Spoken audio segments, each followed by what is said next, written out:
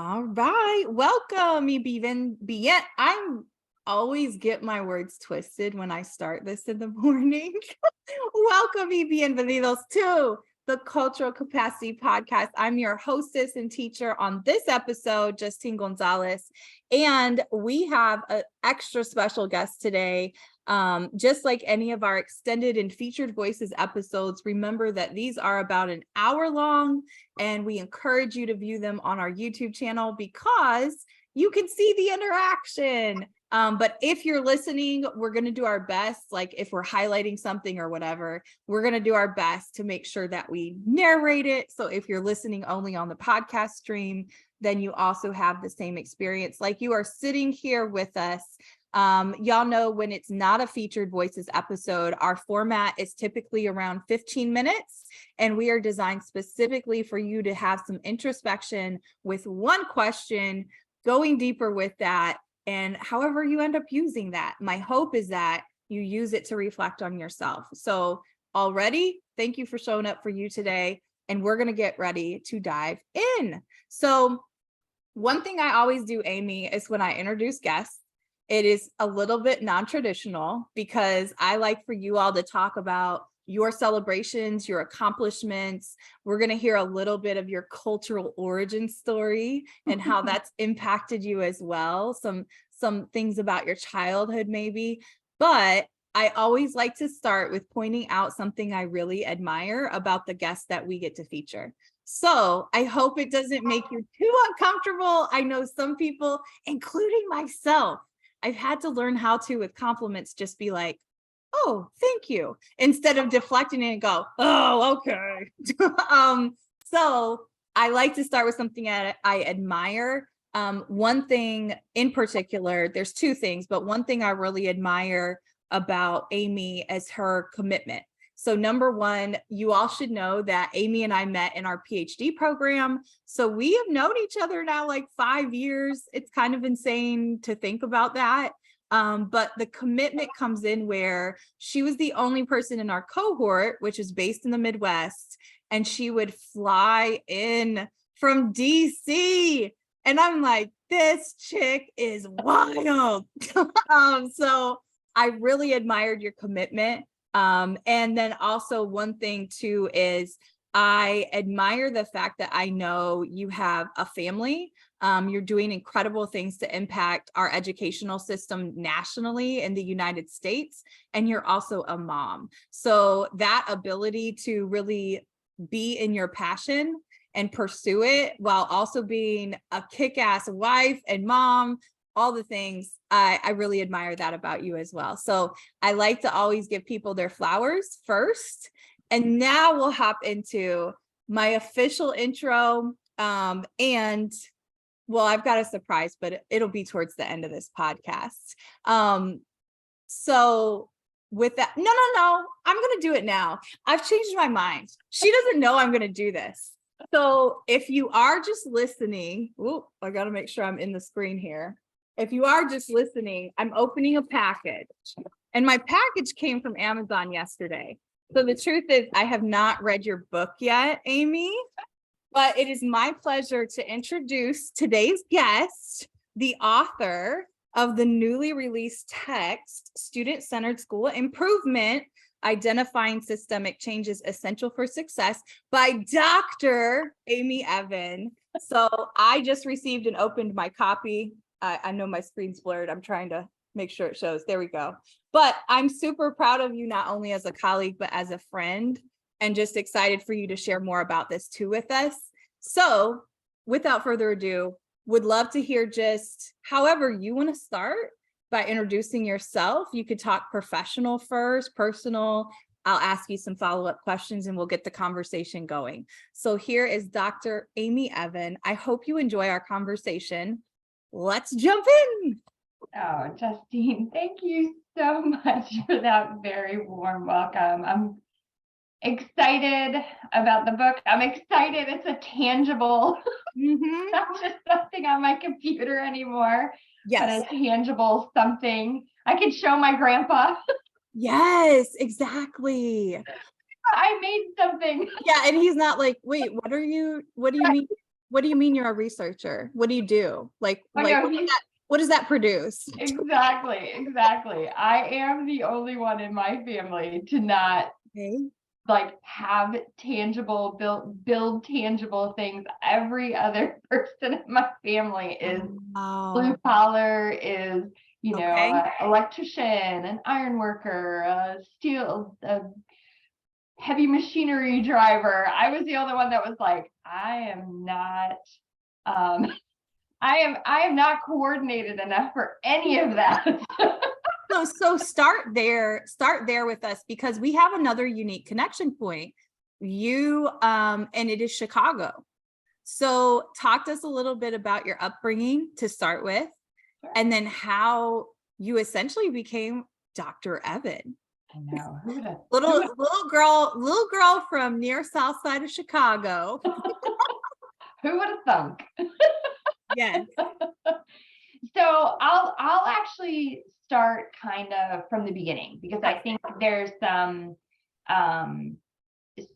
things that I bring forth with me through this work. And I will say, Justine, you are probably the only one to ever get me to open up like this. So I appreciate the space and the I guess the ability, because Thank you. I will share with you that lots of this has not been previously shared before. Okay.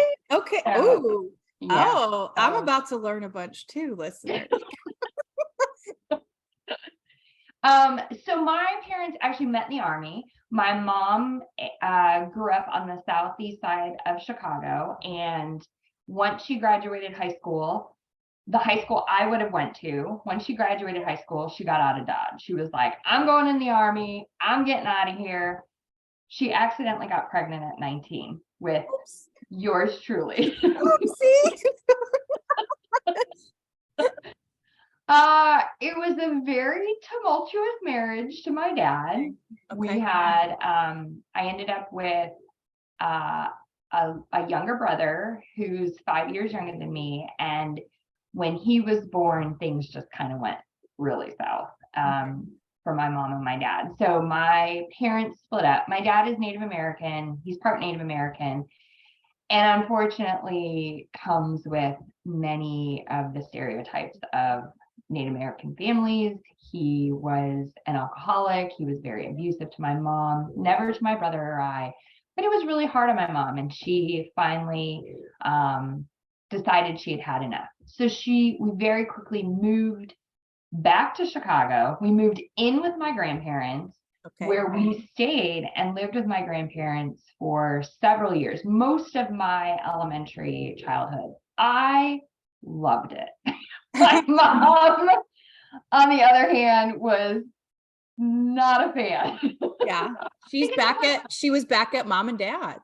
She was back at mom and dad's. And honestly, my grandpa, who is still alive and kicking at 96 years old, is a tough guy. And we'll get into some of his like isms that, I still bring, and some of them are very prominent in our own family. The kids know it, like my kids say them, my husband says them, they just kind of come with you through. But my grandpa on the other hand was an immigrant from Poland. He went through Chicago public schools until the 3rd grade, and then worked, because his family, he had 13 brothers and sisters. His mom was unfortunately ill. His dad was very, very tough. And by 15, my grandpa was running a crew of over 50 employees. Like, he is a very hard worker, and he has always been, and that's kind of the life that she was trying to escape. Yeah. She landed back in, but it was good for her and for us to get back on our feet. We were, she was a single mom. We were on welfare. We, thank God, had my grandparents. Otherwise, I really am not sure what would have happened. Yeah. We lived in some sketchy apartments after that, because she could finally scrape enough money together. She worked at a grocery store in the deli when we first moved back, because she had a high school diploma. She didn't have a whole lot of skills when we first moved back. So, that's where we started. Yeah. And when I look back, and when I was researching for the book, I found a quote from the Secretary of Education in the 1980s when I was in school at Chicago Public Schools. And he said it was the worst school system in the US. And none of us knew it. None of us knew. We didn't know any different because I was third generation at that point. Yep. That was all my family knew was Chicago Public Schools. Now, my mom knew enough about the high school where I would go, which had gotten worse by the time I was going to go through there. Okay. At that point, they weren't married, but she had started dating my stepdad. They ended up getting married years later. Actually, after my husband and I got married, they ended up getting married. Wow. Okay. So, and I think it was because I wouldn't let her have too much say into my wedding. Yeah. Yep. Throw her out. Make the one you always wanted, Mom. Yes. Because we're very different in a lot of ways. Oh yeah. But we're very different. Like she loves the, like the pump and the everything coordinated. And I'm like, let's have a pig picking and yeah. Go to the backyard. Yeah. Exactly. So I was able to and got the opportunity to go to a private high school in East Chicago, Indiana, called Bishop Knoll. And Justine, so listeners, I don't know that I knew you specifically or remembered that you went to Bishop Knoll. So 7 years ago, I launched a high school in East Chicago and lived there. I don't think you even knew that. So me and Aimee's paths get even more cross-haired, and you all might witness it through this interview, but I am very familiar with all 12 square miles of East Chicago. Oh yeah. And also Bishop Knoll. So sorry, go on. I had to say that because we're learning stuff about each other in this conversation too. Right, exactly. Yeah, our paths kind of like twisty turny together, which is fun. Yes. So that was probably my very first experience of getting out of the South Side of Chicago. Like whatever you have to say about segregation, I think one of the things that it does if you grow up in a really poor area and everybody is poor is you don't realize it. And correct. It's wonderful. Because once I got out of the South Side and I went to high school, I was like, you mean my Alsip flea market Ghetto Couture isn't the Alsip flea market? If you're from Chicago, but it's not in here. Yes. So so you're going from that environment to then a private Catholic. And y'all have to understand, I know about Bishop Knoll because we were not that high school. Like we heard about the tuition rates. We heard about they are known, like they are a very, very top-notch private Catholic school. So that had to be like shocking for you. Oh, without a doubt, in every shape, way, or form. I mean, I kid about the Alsip flea market, our like starter jacket pullovers. Yeah.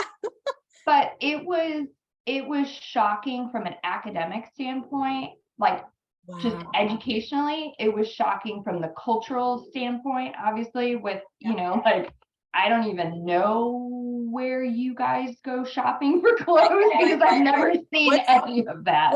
What's limited? Right. Or like, Benetton was a big one. Yeah, I was like, we went to Kmart, not the flea market. We went to Kmart too, and we would use layaway. Exactly. Yeah. So, that was and I say I've never really opened up about my background and stuff because I think of these, like, I think in high school, I learned to sort of like shut it down, like this is not this is not acceptable. And I'll say the other thing too is language. Like I grew up, we all, and you know this about me, I have a potty mouth. I curse a lot, but it was not something that was, funny. Like I was laughing as I was thinking about this. We'd ask my grandma, like, Grandma, what's for dinner? Shit, you want some? Yeah, no, my great grandma, same. My great grandma, who is Amish and then conservative Mennonite, but it's a normal part because if you're on an Amish farm, that's what they call poop or crap. Like it's just and so listeners and viewers, remember what Aimee said at the beginning of this interview. She comes from a long line of blue collar workers. So in those time periods, and you think about that your grandfather was managing a crew of 50 by the age of 15. 15. By 15, right? And these are steel workers. This is height of industry rising in Chicago area, the Midwest area. Like, remember that often, I just want to make this point really quick because it's coming to me, but often in our workplaces, in our schools, everything. And I grew up being trained to think this way because I grew up in a very conservative religious home, that people who cuss are bad, or we make a judgment about somebody's education level based on their language or their dialect or how they sound, etc. But keep in mind, like, just because that's your vantage point or that's maybe your own bias coming through, that's just normal part of speaking for many people. So I think that's something to remember, like, and that's always been a little tricky for me, to be honest with you, as a teacher and principal, of how you even explain to kids why they're not supposed to say certain things at school, other than, hey, when I come to work, I don't wear pajamas. Although that kind of changed during the pandemic. but you know what I mean? Like, you almost then have this conundrum, and I know you're going to get into this, but we had this conundrum becoming teachers and administrators and school people, because you're like, but also, like, do I even really have a problem with that? But I'm trying to regulate it because I'm supposed to. Anyways, little side. Just wanted to point that out to the listeners too, a full circle. That's something we like to do here, no matter who we're at the table with, no matter what question we're asking ourselves is, wow, do I still react a certain way when I hear somebody say shit or damn? And do I think it's inappropriate or unprofessional? I don't know. I don't know. So sorry. Go back to no, I think that was the point I was trying to make, is that it just because, like, I learned to really subsume those, and I'm not saying it's a bad thing. I do think there are a time and a place for certain things. Yep. I think the part that I want to portray to listeners is that, just what you mentioned, Justine, just because a family may curse, or maybe they're dressed differently, or maybe the language that they use doesn't come across as being sophisticated, right, doesn't mean that they are any less than, or any that their potential is any lower than anyone else's. And I think that was something that I had to learn, because growing up, same, there wasn't a big push academically. It was only when I got to high school that I realized the amount of time I wasted in elementary school. So in elementary school, I actually started in kindergarten in Virginia and could read by the time I got to kindergarten. My mom stayed home during this crazy marriage.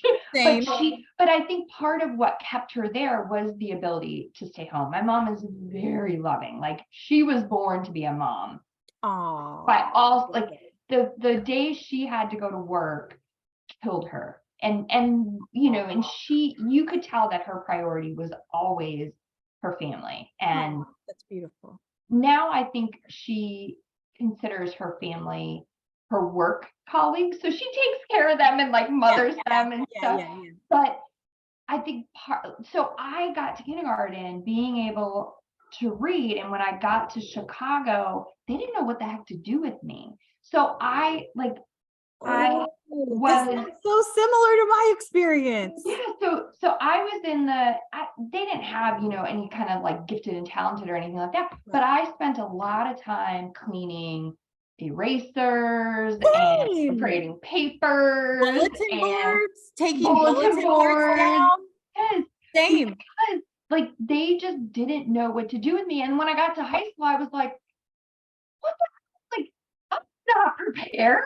Right. I struggled so bad in high school with the transition from, and I thought, that's a load of crap. But I thought I could handle the extra challenge, but yet, I was held back from a lot of what, and please don't hear me that I think, I'm the smartest person.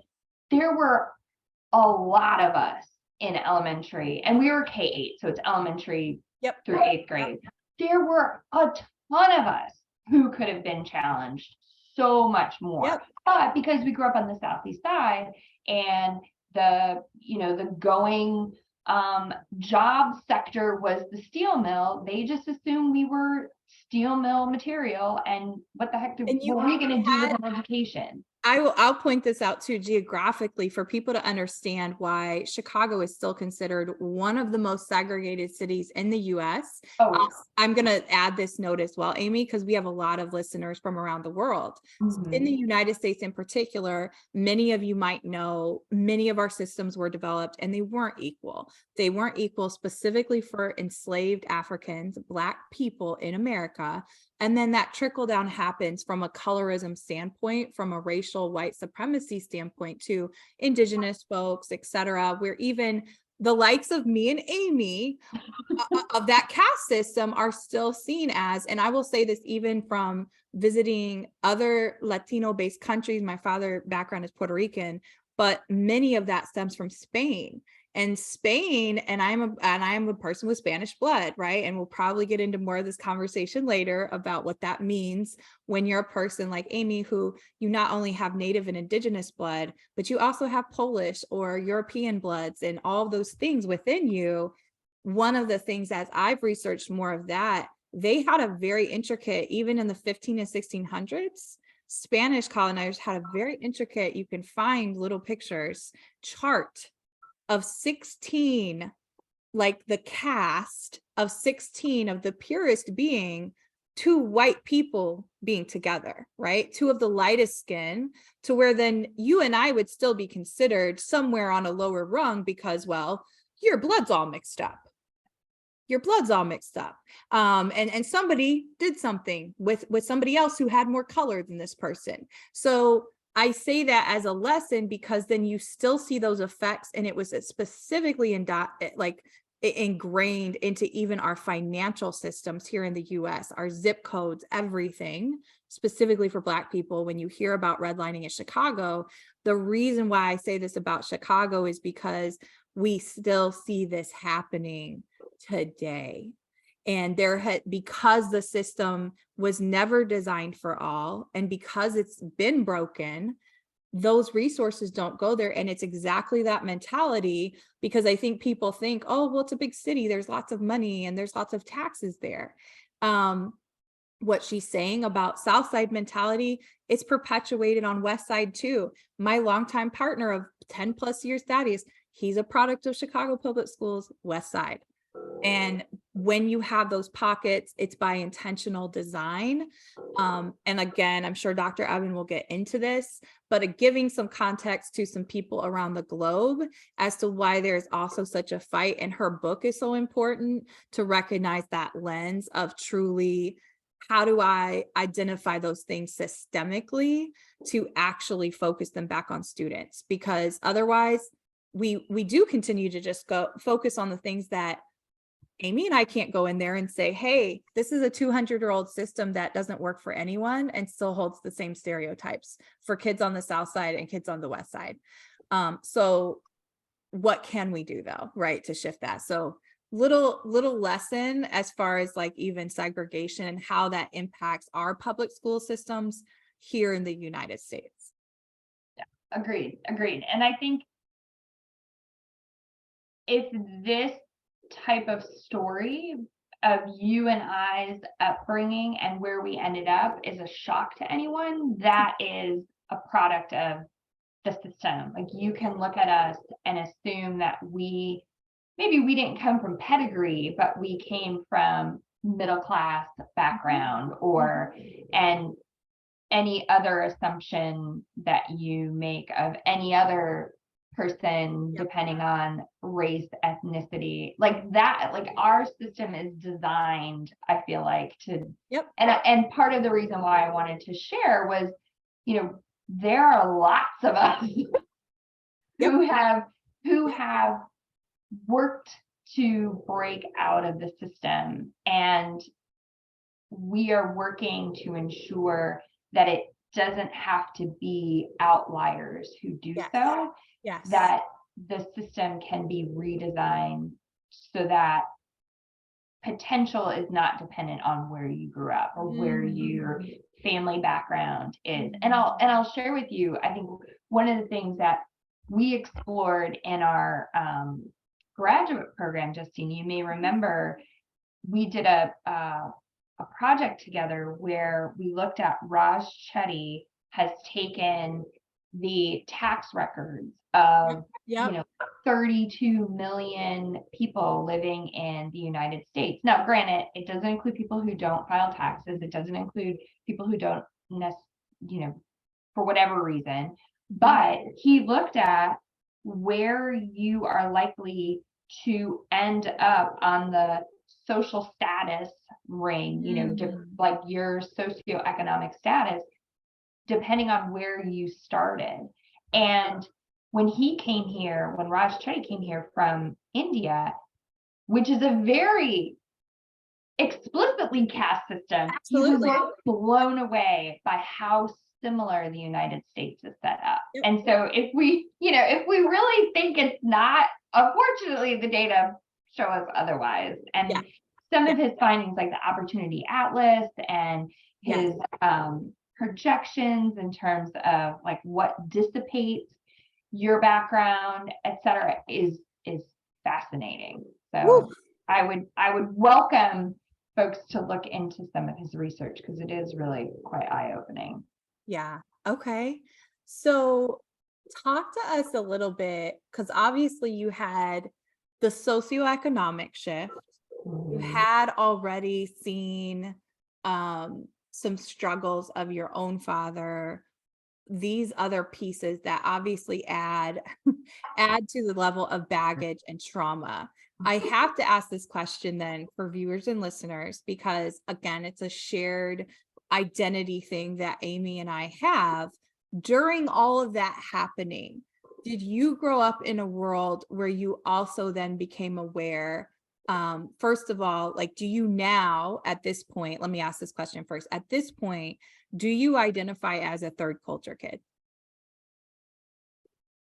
Meaning a person who grew up with two very distinct bicultural, I'm sure your father's complexion was different than your mother's, on top of there's a certain perspective about him and where he comes from. And then the same with your Polish mother, right? Like, did you grow up in a world thinking that? And do you see yourself that way now? Or like, where do you find yourself with your identity then? So I feel and think of myself as, so when my parents got divorced, we moved back to Chicago. My dad moved to New York. I had very little interaction with him and his family.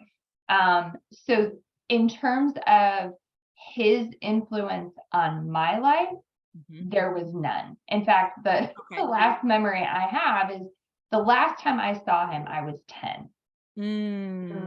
So he would, and I think I only saw him once or twice before that. So my entire upbringing was really based within the culture of my mom's family. Yep. So not and it's funny, my dad passed away in 2017, and I I actually got the like gumption to go up there and go to his funeral.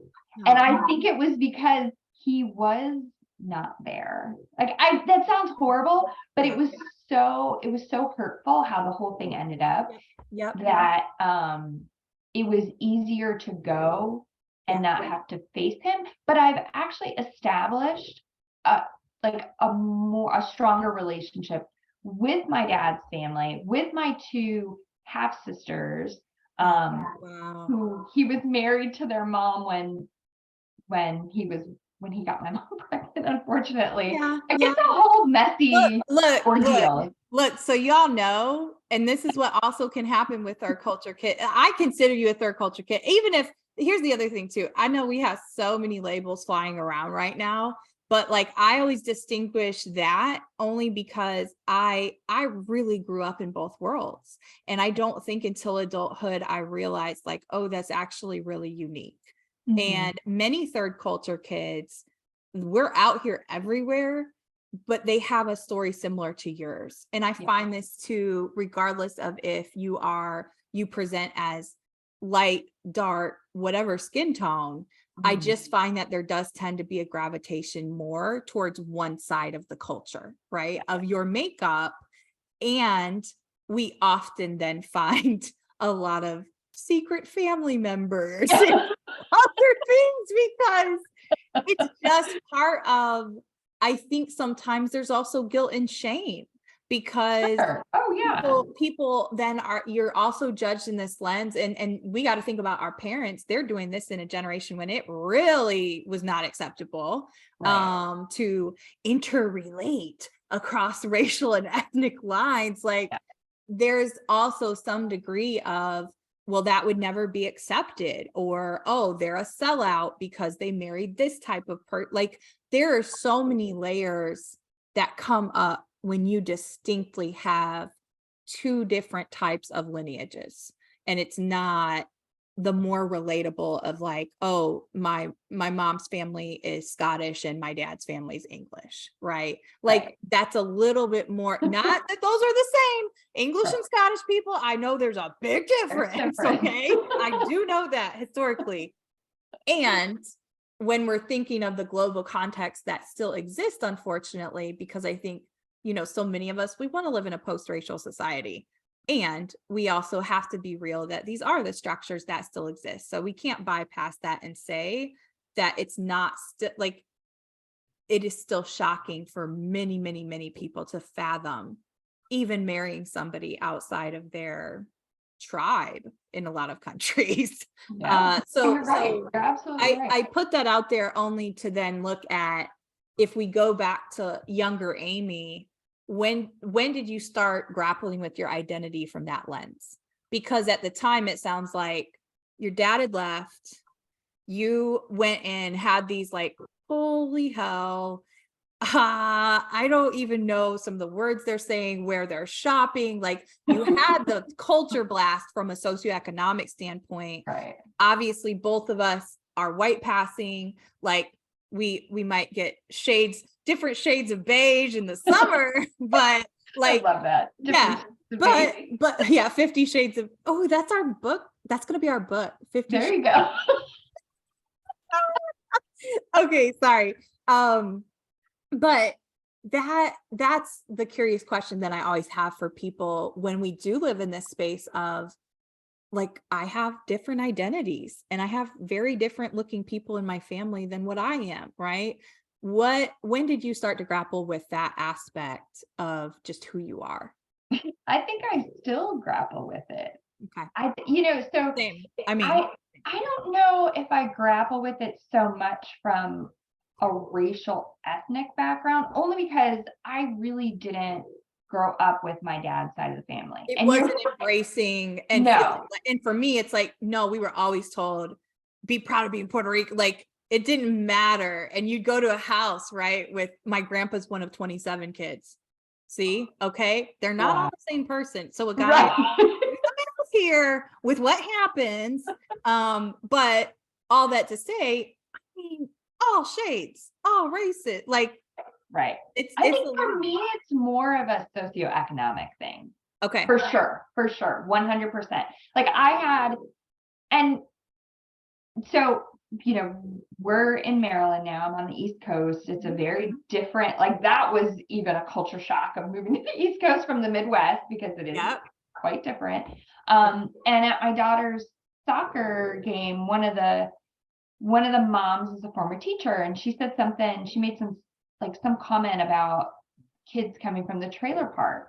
And I whipped around, and I had to determine because what I really wanted to say was not a very nice comment. What I did say was, I lived in a trailer park. And she was like, what? And I said, and my cousin slept in the bathtub because we didn't have any room. Right. And I followed it. I could have walked away, which is what I really wanted to, but I followed it up to say, the kids aren't any different from yours or ours. That's right. They may live in a different house, but they are no different than your daughter or my daughter. That's right. And I have learned to not take those comments personally, because for a really long time I had a chip on my shoulder where I thought, who do you think you are? Because you didn't have those experiences, you're better. And I've had to come to the realization that it's perspective. It's not necessarily, at least I'm going to give folks the benefit of the doubt. It's not necessarily a good thing, bad thing, or I'm better than you, you're less than. Although between you and I and all of our listeners, I think there's quite a bit of that too going on. Absolutely. But I think it's our job to really educate and to be the spokesperson to say, you know what, just because we lived in a trailer park didn't mean that we don't deserve to stand here next to you. It's just right. it's more of an educating opportunity, I think, than a lash out or like a put down opportunity. That's usually I love the way you frame that, and it almost then gives you, subscribers, it gives you kind of a framework for when you encounter these moments, because similar to Aimee, like, yes, when you're in that moment. I know when I'm in those moments and I'm like, this is 7-year-old Justine acting out right here, deeply wounded because of XYZ. But then, we all have those moments where we don't say it so eloquently. And maybe in those moments, that's how it's supposed to be, to get that. I don't know. But I think, again, what we try to do here as well at Cultural Capacity is just look at those different lenses. And how do we just take that as feedback?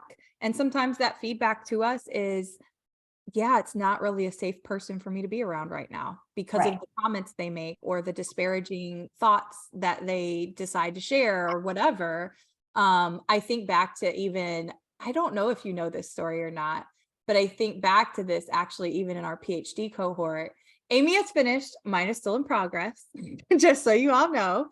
But there was an introductory thing that we had, and it was a very similar situation, but somebody in our cohort, I remember her just saying, she was complaining about how rough a specific area is.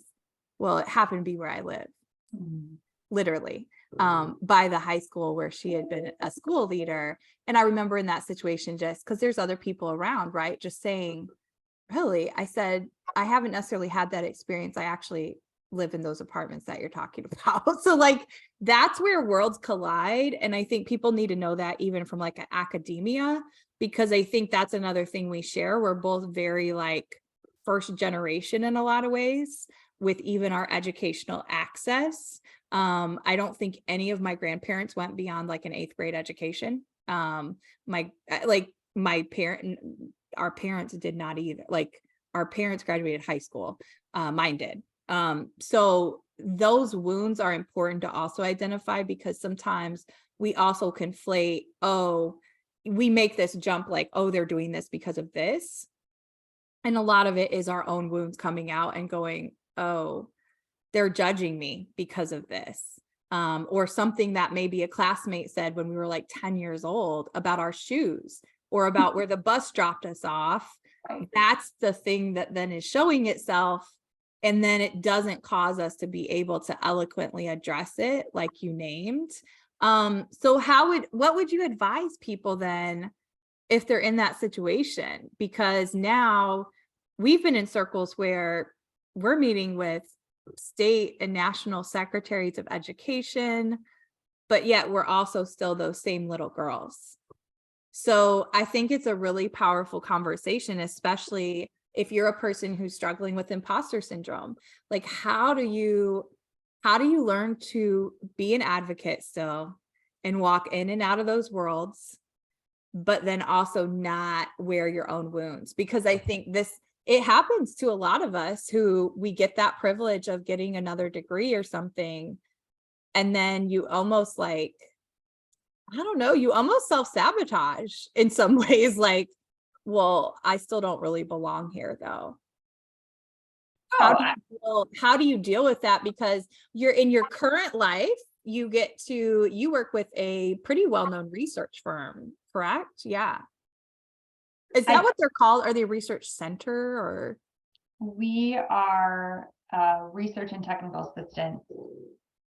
Not really, I guess not center. We have centers, but so I work at West Ed, a place that when I was a teacher, I always wanted to work at. And now I'm like, I'm here.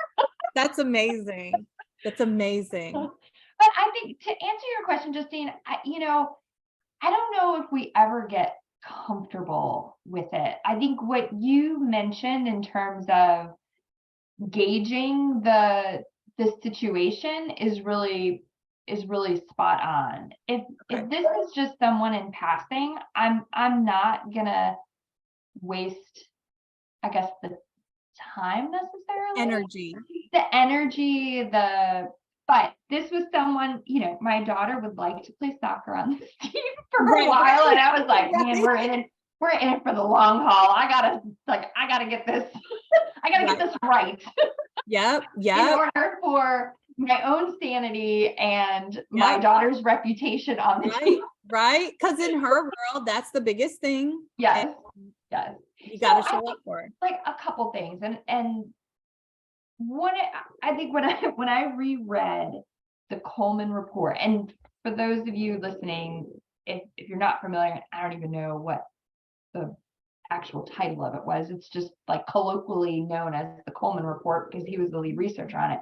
But back in 1965, there was this, and it was part of the New Deal. There was this desire to really understand why we were getting differences in educational outcomes. So James Coleman, who I actually worked with his son, who is lovely, by the way. Wow. Lovely, lovely man. Awesome. Who's also an education researcher. So it's kind of funny. Apple doesn't fall far from the tree. But Coleman, one of his big findings was that the family really has the biggest influence over where you end up as in your life trajectory. And the more I read, the more I learn, the more I interact with kids and families and adults who have kind of broken the mold, the more I'm like, it's not so much influence. I think that was the wrong word. I think it's more about information. I think about my grandpa who had a third grade education. My family always always pushed the idea of college. They had that expectation. They had the desire for all of us to do well. But they knew it could give you something. They knew it could give you something. Right. But they didn't really have the information to get there. It took me until I was 22 to figure out how to go to college. Okay. And it took me until I was 44 to figure out how to get a doctorate. Yeah. not necessarily influence so much as I think it's information. And I think like and now being a parent, I can see how like how desirable it is for your kids to do well. You want them to be happy. You want what's best for them. You don't want them to suffer. You don't want them to toil. Like I think about my grandpa coming home from working in the steel mill and being exhausted and being covered in soot and dirt. He didn't want that for his kids. That's right. How hard he worked. And that's what we want for our children. We want what's best for them. And I think there's a lot of influence that families have on children, but there's a lack of information that they have. Like we take like folks that, and I remember when I worked at a school, and even in my own situation, like I didn't know to take AP courses. I didn't know you could study for the SAT. I didn't know you do college tours and all that stuff. Like we just didn't know. There's a lack of information, I feel like, for families who, like, I didn't know that music notes don't go in order like the alphabet. I never taken a music class. Right. My daughter thinks I'm crazy because she's like, go in order like the alphabet. I'm like, well, how do I know? Right. Like there's just, I'll tell you another story. So I took my daughter to, you're gonna laugh, the Kennedy Center, which is this beautiful venue in DC. It's wonderful. We went to see the Nutcracker. Okay. I didn't grow up seeing the Nutcracker. I don't even know what the story is about, but it was the ballet. It was like the Tchaikovsky ballet Nutcracker. We come home, and during the whole thing, my daughter's like, what's going on? I'm like, I don't know. They're not talking. They're not saying anything. And I said to my neighbor, I said, yeah, we have no idea what's going on. There's no dialogue. And they look at me, they're like, they're talking in a ballet. I'm like, right. Like, what did you expect? I don't know, because I don't know what I don't know. Plays on the South Side. That's hilarious. Well, I think it brings it back too, right? Like how even in work conversations, we might make a reference to something and you're assuming that person even likes to watch TV or likes to watch the same things you like. And I think that that's one way too. I think that technology has really connected us to actually learning, like, all these narratives and all these things that happen in our world. I'm sorry, but this is actually nothing new under the sun. No. Like this has all been happening. The difference now is that we have so much rapid information and access to it that we actually do know what's going on with other groups of people outside of our own, other countries outside, like, and then when you're determining what to do with that information and you become culpable in a way. So if I see something and I know it's an injustice, it doesn't mean that you're going to be on some bandwagon or you're going to find a solution, but at least I'm aware now, oh, there are other ways of living. There are other ways of being. So one of the questions I want to ask you before we close out and get to your shameless plugging, we always close out with unapologetically living out my purpose, where you're just sharing about what you're working on, what you're excited about, and where we can find you online. But I do have a question then. Thanks for just, number one, being so open and vulnerable with our audience, Aimee, because to be able to do that is a lot harder than I think a lot of people think. And I just appreciate you sharing tidbits of your cultural origin story, some very personal things.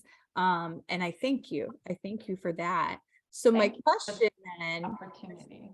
Yes, you are so welcome. One of my questions is, what is a frequently asked question that you get being in educational research? And I know that's very broad. For those of us who are more nerdy, there's very scientific types of researchers and studies and all those things. But broadly, what's a question you get asked a lot? And maybe it's one that people would be surprised, but what's a frequently asked question you get because you've now been kind of in this educational research world for what, upwards of a decade or 2 decades. Whoa. Whoa. What was that from Wayne's World? We're Yeah. not worthy. We're not worthy. What's a frequently asked question you've gotten? Like a lot that comes to mind. So probably the most frequent, so I was a turnaround lead, and for those, like, turnaround is not really talked about anymore, but it's like this crazy comprehensive improvement strategy where we throw everything on the table and discern what's going to work and what's not. Oftentimes folks would rather just wipe the slate clean, close the school, open another school. It's very disruptive. It's You can't fire your way to the top. There's some right. models that are better than others. Yeah. Transparency, another crosshair of our journeys. Justine has also been a turnaround administrator in her past life. Yes. So, and yes, which is how we bonded, because we knew the world of it and we knew the intent and the heart of it.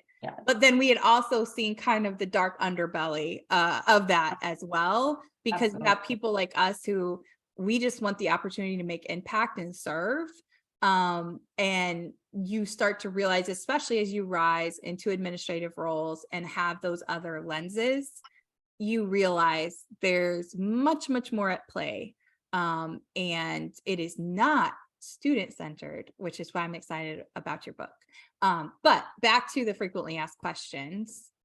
So it's usually, can we, something along the lines of, can we expect to see improvements in academics in a year? Or how quickly can we do turnaround? Or can we just do turnaround focusing on instruction? Or, so it's I would say a real lack of understanding of what's happening at these schools. That is still, and I think we've gotten much better at understanding the need for really a comprehensive examination and work, and leading versus lagging priorities and such. I would say if you're focusing on instruction first, you're probably not understanding what's really going on. So, that's always, it's basically some form of, what's the silver bullet to turn around a school? So you still getting, there is none. You're still getting a lot of questions and perspectives of, and I wonder what would be really fascinating. I wonder, and if you watch this from another country and want to comment, I wonder what that kind of has looked like. I mean, we know from studying some models, usually some of the systems that are doing really well around the globe. But I do wonder what that has looked like as far as school improvement in other countries. And I don't know if you touch on that in your book, only from the lens of, we're in a very capitalistic country, and we're also in a very results, what can I do, when will I get it? And because of that mindset, I think unfortunately that is a lot of the bias that informs exactly what you named, which is people don't even realize that they're not being realistic. They're not getting on the balcony from the dance floor. They're saying, just help me survive, just help me get some type of result. Instead of really understanding the magnitude of what's required. But I think that's a bigger, it's a microcosm of the bigger nature of very capitalistic countries. Well, you can't turn that ROI around to me. It's that kind of thing. And it's like, but we're dealing with little humans. We're not dealing with a conveyor belt of you creating shoes or whatever you're going to sell. Exactly. But yet that's how our kids have been viewed for years. Right.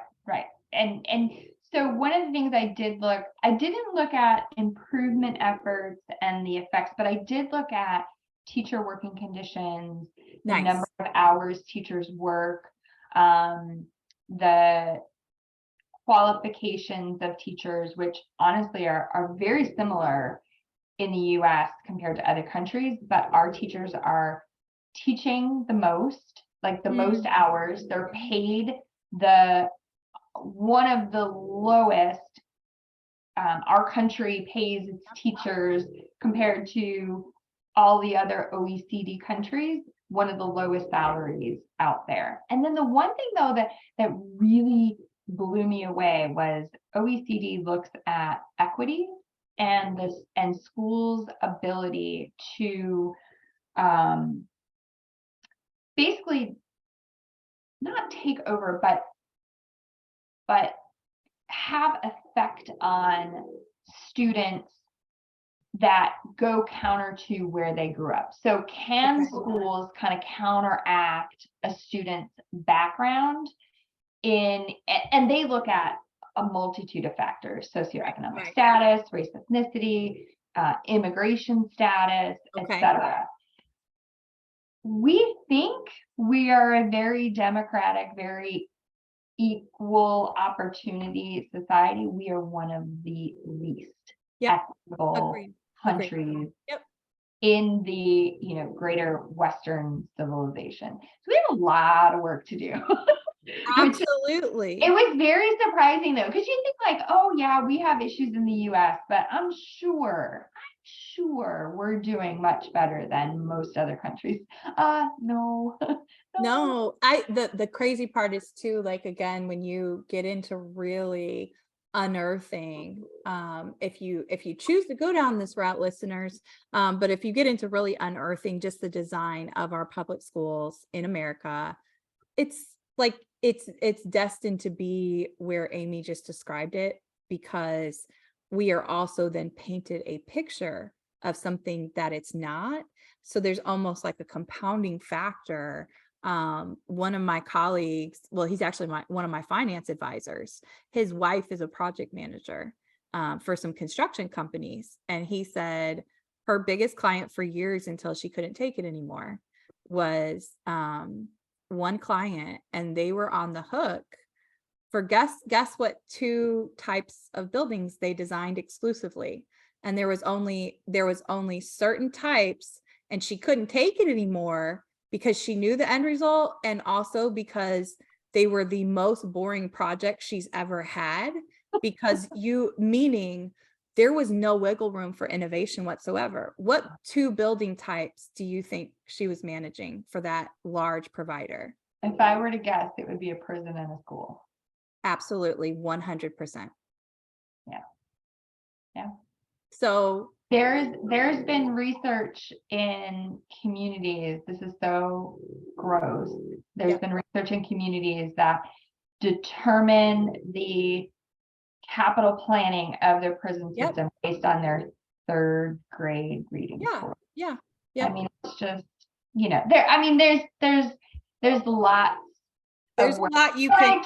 But I also want to celebrate and give credence where credence is due, which is the absolute hard work that's happening in schools by teachers, by administrators. I think where this conversation often lands is the work that the school needs to do.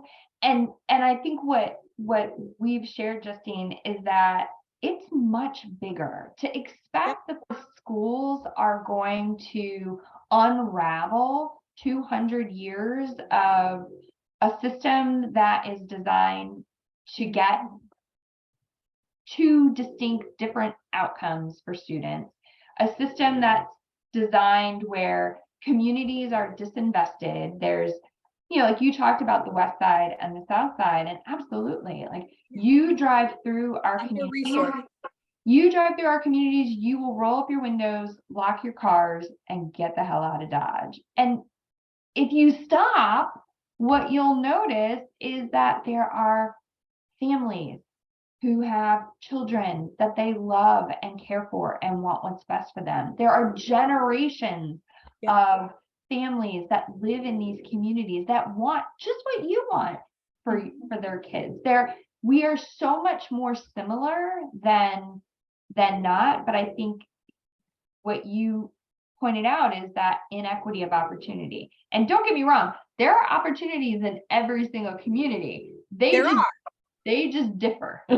They differ at the scale. Yeah. And also the accessibility, what you named earlier about even just the communication and education of what's possible, Right. of knowing that there's different out there. And to Amy's point, celebrating the fact that we both still get to work in education, and we also get this privilege of we get a broader lens because we are no longer school or district based. We've been able Right. to be working from an external partnership lens for a number of years.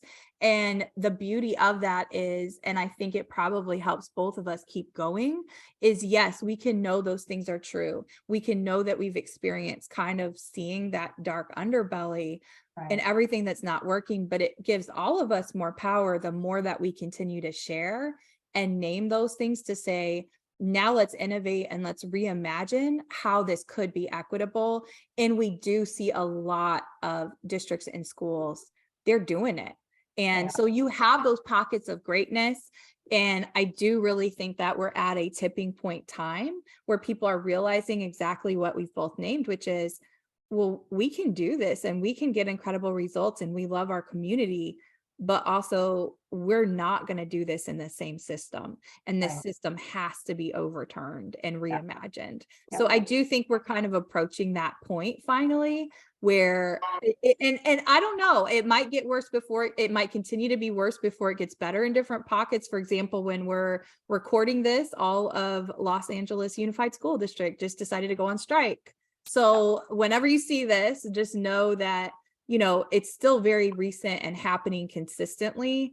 That, I mean, that's the second largest public district in our country. And so you're putting out over 450,000 families. So like it's those pieces, but then you also look at the necessity of those things, because that is what applies the pressure and says, you can't continually have us doing this in these conditions, and most of all doing it to our students. Right. When then the system isn't being revamped, you're still trying to, you know, as the Bible would say, you're trying to put new wine into old wineskins, and it's not going to work. So this has been a lovely conversation. I could, you know, well, we have talked for hours and hours before about education, viewers, but I could literally talk with Aimee all day about school stuff. So I'm excited to see what your future holds, and how your book continues to gain momentum. So I do want to close out with you being a little on the spot and unapologetically living out your purpose. Let us know, what else are you working on right now? What kind of responses are you getting with the book? Where can we find you or follow you? Are there any new projects you're working on you're excited about? Tell us all things Dr. Evan. Well, thank you. So shameless plug, I'll I can feel my cheeks burning right now. I'm pushing her out of her comfort zone. Right. So the book you can find on Amazon, Barnes and Noble, anywhere you get your books. You can get it in an ebook or paperback. I personally like paperback. I don't like killing trees, but I do like having something. It's tangible. a matte. It's a matte cover. Yeah. I just love. If you're not viewing this, I'm petting her book right now. Arnie Duncan was so sweet. He wrote the foreword, which I was quite honored. I think it was the Chicago connection for sure. Yeah. Oh yeah. Well, so that's right amazing. Now I'm working on, I am very excited to share. We have a grant and I just pitched, and I don't know if I'll get it, but I'm going to share it anyway because I'm going to put it out there. And you know, maybe if I don't get it through the thing that I pitched, then maybe I'll get it somewhere else. But I just pitched, you're going to crack up. I want to do a pod class where it's like a mashup of a podcast, the convenience of a podcast. You could take it with you. You can listen on a walk, in the, you know, driving, wherever, doing the dishes, which is where I listen to podcasts, and a class, because I really wrote the book not as a call to action, but a mechanism for one. So I really wanted to put in there tools, resources, the why, the what, the how, all of that to ensure this tipping point actually tips. Yeah. And when it does, we have some resources and tools to be able to pick up and move forward. But I think, we're all like, I'm once a teacher, always a teacher. I also recognize that just reading a book isn't going to be the thing that really does it. Yeah. Folks need to talk together, learn from one another, work together, collaborate around some of these things that we're trying to reimagine, redesign. So the class part is just that. Like, what now? Where do we go from here? And then what I'm super excited about is I have a grant where we can actually invite peer groups where we will work with them in peer groups to go even deeper. So there's this framework called the knowledge and implementation continuum, and that's kind of what I'm following. It's like the book was the information, it was introducing the ideas. The podcast part could dig in deeper. The class part sort of takes folks even further, and then the peer group for those who really want to like roll up their sleeves and get into it is an opportunity to really implement and apply. And what am I talking about? The biggest thing is this different, changing, tweaked idea around school improvement, where we, instead of waiting for schools to need a turnaround effort, we actually identify them earlier and get them the supports they need to get back on track. So that's the big crux. So that's where when can people okay, so assuming that all moves forward, when can people like start to look for info on that, or can they sign up for a wait list? Like, how does that work? That is a great question, Justine, and I appreciate the because it's okay if you're not sure yet. I just have to ask. Well, so we have a cohort that we're working with now. Oh, perfect. We will have another cohort that we'll be signing folks up with starting in October of 2023. If folks are interested, they can find me either I'm on Twitter at Aimee Evan. I'm on LinkedIn. You can search for me, Aimee Evan. I'm at Wested. I'm at Aimee.Evan. Evan@wested.org. They can reach out to me via email. I'm happy, as always, to talk about these topics, to do workshops like you. I mean, I think that was the other place where we really coming, you all. We're gonna collab on something. Right. What yet? But something. Something. And I think that's important. You brought that up earlier, but we did get the opportunity to work on multiple projects together in our PhD journeys here, which we realized like, oh, this is fun. Yeah. So I was just happy when you're like, yeah, I'll be on your podcast. Well, I was excited you reached out. I appreciate it. Well, it has been a pleasure. Again, listeners, subscribers, we will, if you look below, we have all the links for her page at Wested, all the things that we do for any of our guests so that you can dive in. You could go follow her on Twitter, etc., all the things. But most importantly, we will also below, you can order her book.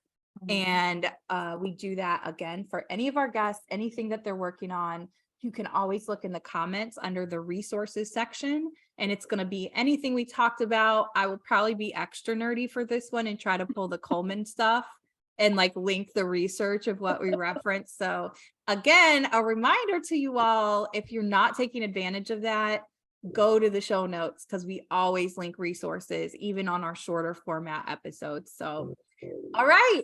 Thank you so much, Dr. Evan. And thank you, listeners, subscribers, for showing up for yourselves most of all. And let's continue to get compassionately curious together. Until next time. Thank you. Thank you. Thank you.